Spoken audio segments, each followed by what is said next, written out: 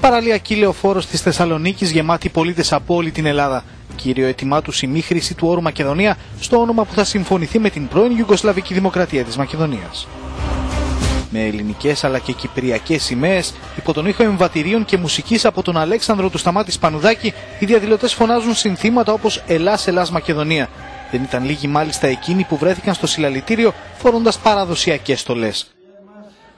Το παρόν μεταξύ άλλων έδωσε ο Μητροπολίτης Θεσσαλονίκης Άνθιμος, συνοδευόμενος από αρκετούς ιερείς.